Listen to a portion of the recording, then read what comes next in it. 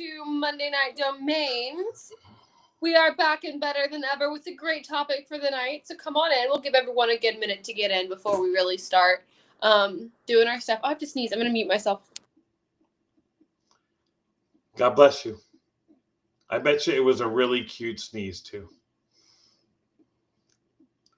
Sure. Yeah. Definitely not. All right. I'm going to have to eat a little bit of my salad on Monday Night Domains. So it's Monday Night Salad and Domains. Hey, I saw your picture of your dinner tonight with your flowers and everything. Yeah. It looks awesome. Did Mom show you? Yeah.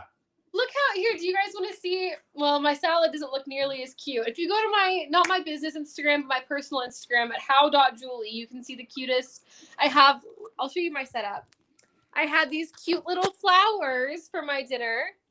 And I have this pink, because everything's better when it's pretty, obviously. And so I have a probiotic drink that I like to drink on Mondays just to like get the gut health up for the weekend and just to feel fancy.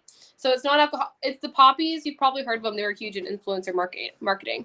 But I have a little poppy. They're non-alcoholic, good for your gut, low sugar, low calorie sodas. So they need to pay me for an ad for that.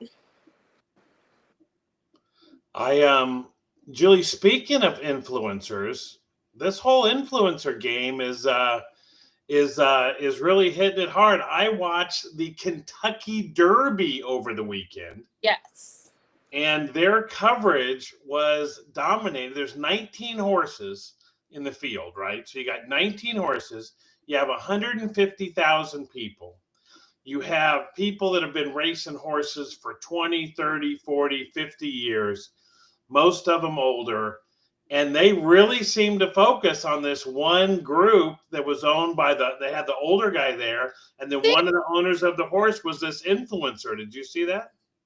I saw it all over TikTok. And I saw all the fashion trends, of course, on TikTok. All the influencers go. But the horse's name was Sandman. And he also was going to have like a legacy chance. No one's ever won the Derby in the slot that he was in. I've never watched horse racing. And I know all this because I follow the guy because I think he's cute. But yeah, it worked. And now the Derby had a record high number of viewers this year because it wasn't just like stupid rich people that we know nothing about because they work in corporate America and have to hide themselves behind a million piles of security. So this guy, he has 2 million followers on TikTok. So I guess that got him enough money to buy a racehorse. Well, and he even said it. He even said as they were fading out of the interview, you know, Gen Z is coming to horse racing. And then there was another, they have this thing where they walk the horses from the back stables out to the paddock. And the one guy had the green outfit on. And they were saying that they were going to let people like crowd own a horse. And then one of those people was going to get to be able to walk up. Like do that next year with the horse or something like that. I need Alex Earl to do this because part of her platform,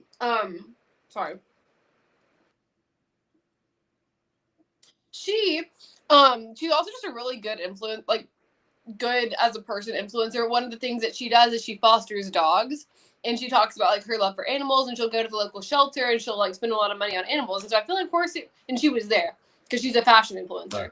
So I feel like the Derby would be a good place for her. But I feel like what gets people involved is they see someone they already like on social media, and it kind of gives you the behind the scenes. So you're getting the movie, like the Secretariat movie, before it's even made. Mm-hmm. That makes you invested in what's going to happen.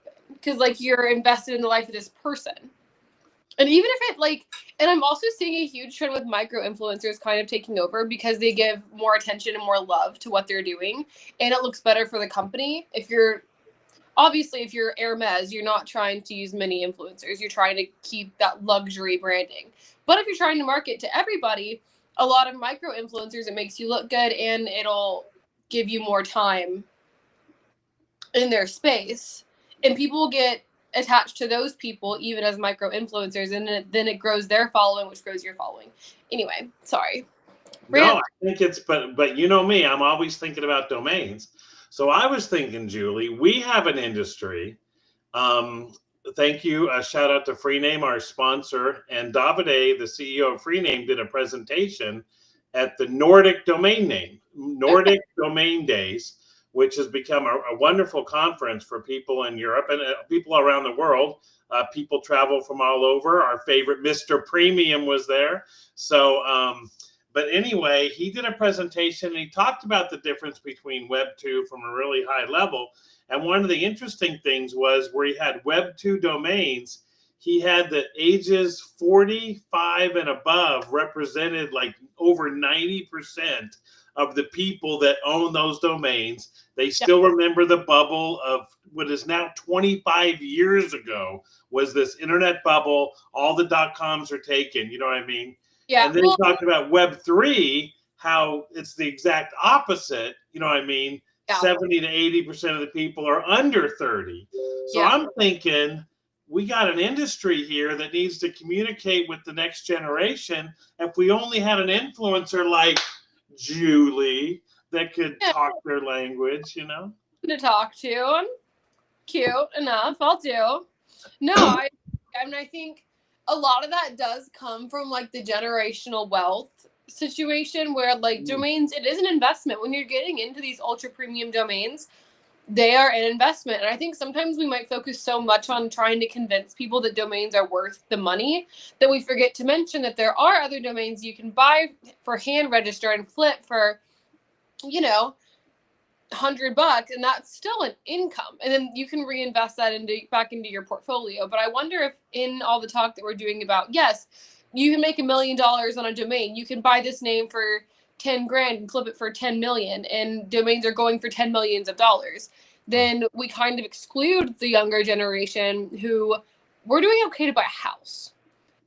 And by we, I don't mean me. I cannot buy a house. So but you feel like you're priced out. That's a lot of the work that our backers, the backers of Freename, have done. They talked about how this younger generations feel all the places are taken. You know, it's like showing up late to a party or a job interview or something, you know what I mean? And all the seats are taken, you know what I mean? And it's like you can sit in the back or you're just out of luck. And so they're more receptive to new things because the alternative is to stand in line behind everyone else. I felt this when I entered the workforce back in 80.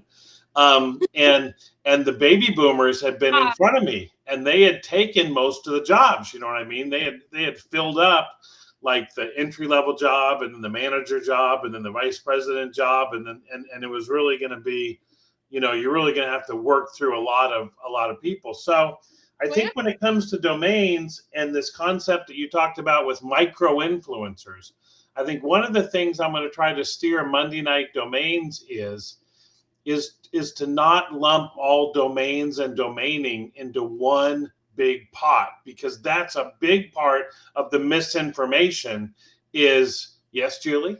I just had a thought. What's that? And I feel like it's a smart thought, so I had to interrupt to say it. I'm so sorry.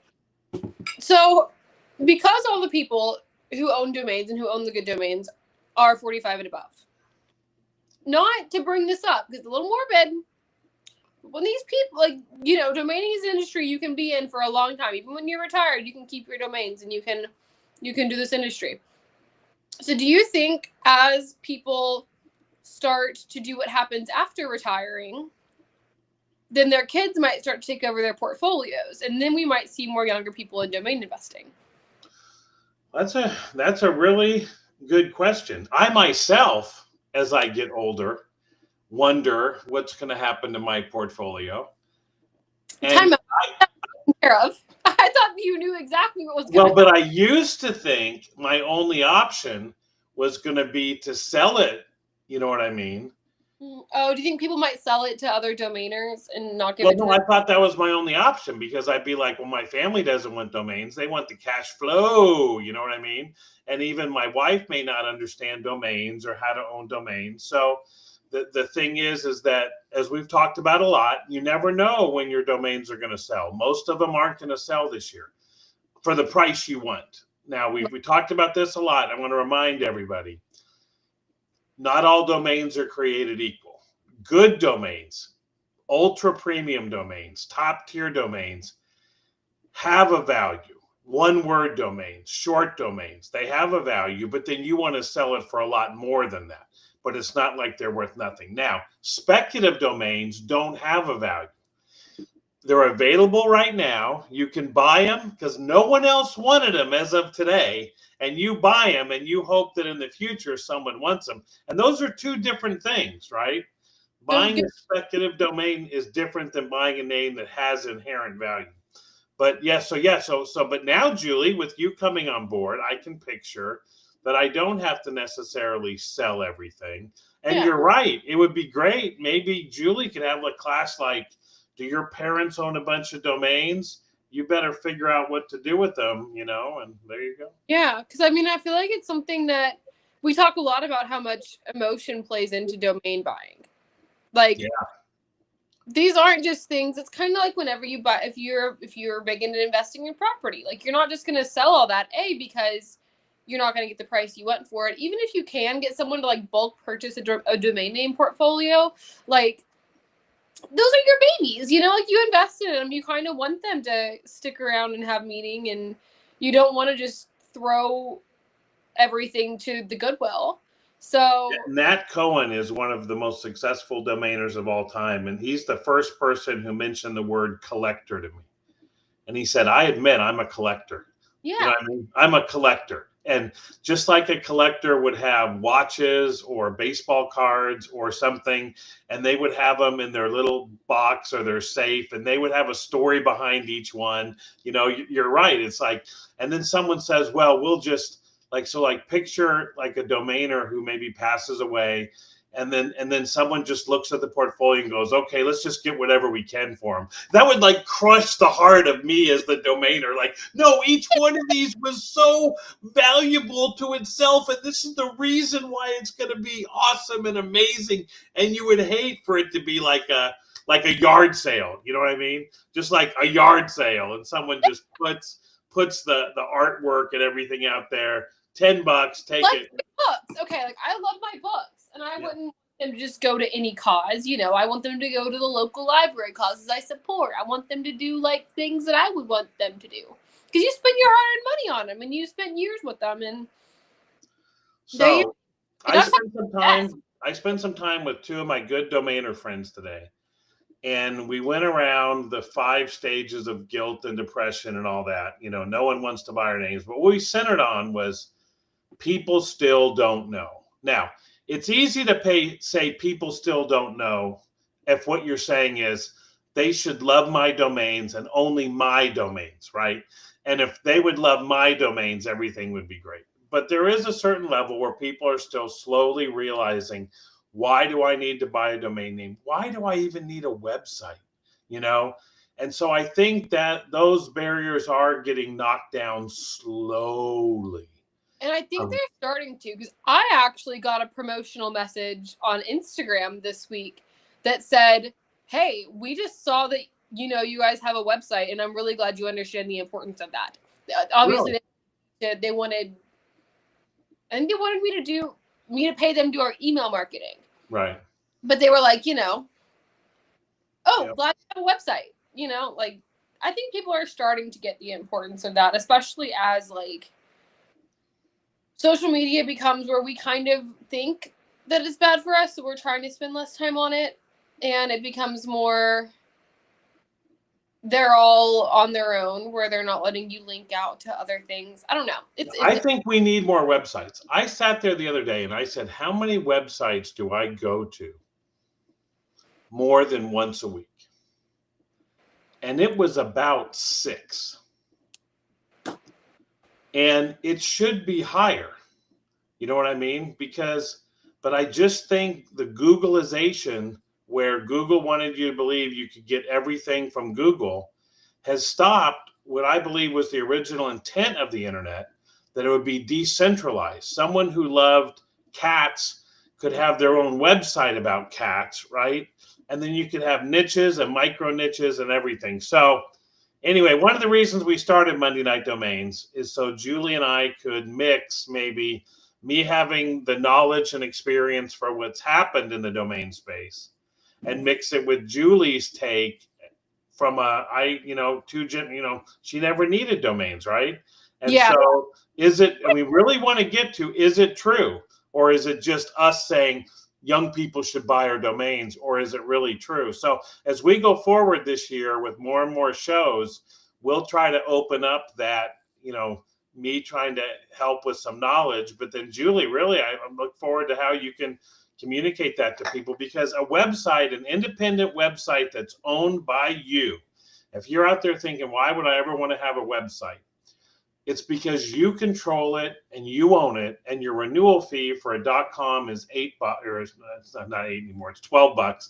And for other TLDs, it might be, 20 to 30 bucks. Web3 TLDs don't have renewals, and you own it and you control it. And I just think that in a world where everyone's trying to make money off of you, that's one reason. Secondly, is if we do have a recession or a slowdown, if you already own something, it's easier to build on an asset that you already have, rather than continuing having to pay a SaaS service for this, an app for this, a social media platform for this, advertising for this. You got all these expenses. And when people look at their expenses and they want to do like an overhead check, right? They're going to see all these monthly bills, you know what I mean? But if yeah. So, and there's also a learning curve to this kind of stuff. And I do want to say that, you can look at, do websites and just owning your own thing. At least in a business sense, we know it does, because the amount of promotions that businesses give you for downloading their app. If you look at any business, like 20-25% off, any fast food, download our app, free item. Like, there is obviously a point to that, and a reason and a benefit for having that. And so even whether it's tracking all of your data, or just because whenever you download an app, you sign in with an email, and so then they can use you for email marketing. Okay, on a website they can put it in the little box for the promo code. Same thing, same deal. And then even if you have a website, or even if you have an app and you prefer to use your app needs a place. Every app that I see has a mirroring website, whether it be an IO or anything like that. You type that app into Google and it pops up the app's website. We can't argue that websites are. Yeah, and all the information that's being sent in and out of that app is being sent through websites. Yes. So the app is how they want to control you, but they need to be drawing information from websites which have domains. So here's the question for the second part of our show, Julie. You want to make $1 million? Absolutely, I do. I've had to feed. So I was fortunate enough twice to sell domains for over $1 million. And I wonder, a lot of people could hear about domains and say, can you still make money in domains? Could you still, over some time period, make $1 million in domains? And if we're going to reprove whether, there's lots of reasons to own a domain name. Number one, to help your existing business where you already make money, make more money. That's the number one reason to own a domain name. That's why you're going to sell it to somebody, is because they make mattresses, widgets, they sell cars, they sell artwork, whatever they do. The value of a domain is that they already make money doing what they're doing, and they can make more money. Domain investing is the business of buying a domain name when it happens to be available for a certain price, and holding it till a specific person or a specific group of people want to compete to buy it. So it's really based upon time. You know what I mean? Secondly, there's a hint that not everyone knows about domains or how to buy domains, because the industry is so fragmented and controlled by big companies who only want you to have a selective little bit of information. You know what I mean? They don't want you to know everything about it. And then the people that hold domains, domain investors and domain companies, they only want you to own their domains. So they really don't have an interest in informing the whole public about domains. They just want to inform them about their domains. So into this world, Julie, because if you are a young influencer and you could make $1 million in domains, I think you'd have some followers. What do you think? I agree. I think if we can find a way to track Can you still do it? Take someone on a journey through social media. So what I thought was a guy did this in baseball cards about 20 years ago, and other people have done it on social media, where you start with $100, and the question is, can we go from $100 to $1 million? Did you ever track what we buy, and I'll put the $100 in an account for you, and we'll talk about each week what we bought and what we did. Oh, I love this. What do you think? I think you're a genius. I think it reminds me of the gal a few years ago who traded a toothpick for a house. Did you ever see her? That's exactly it. That's yeah. First of all, I love her. Second of all, that's so much fun. And so domains. So we'll talk about it more in our space afterwards. So the way we're going to do Monday Night Domains now is we're going to do live video every week for the first half hour, where it's just Julie and I, but everybody can chat and everyone can contribute. And then mostly it's also where you can watch the replay, because a lot of you are watching this later in the week. Thank you to all the people who have said you've seen our show. I saw you at the show. Look at that. You know, you said, oh, I like what you guys do. Hopefully we can talk domains and bring you a little insight and have a little fun.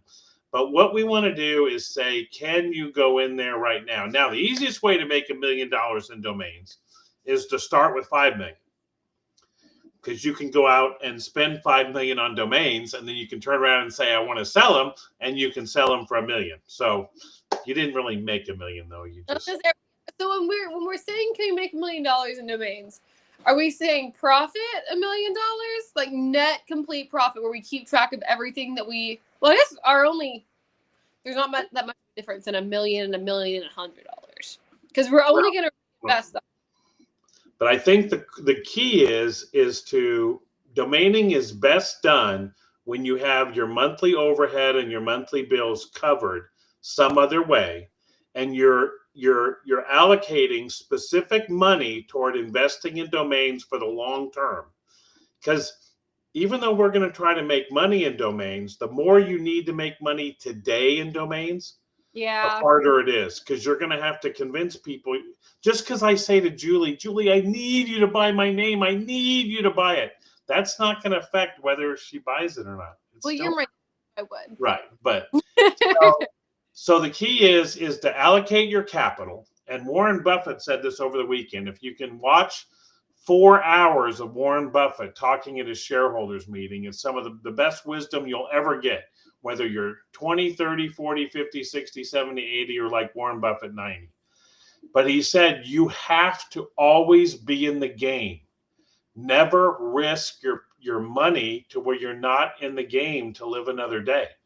So that's the one thing about domains. If you go and get a credit card and put $5,000 worth of domains on it, and you can't make the monthly payment, you're going to have to sell your only good domain to be able to cash out, you know. Yeah. So allocate money that you can afford to put in there, because it's the waiting and the time. Now, for us to take $100 and turn it into $1 million, I want to keep you on the bus. So we got to work a little fast. We're going to have to work a little harder. So we are going to do some, what would you do? So I'll leave you with this, Julie. I think the way we start is every domain name has a retail value of what a perfect end user would pay. Like we talked about a couple weeks ago, the Purple Store.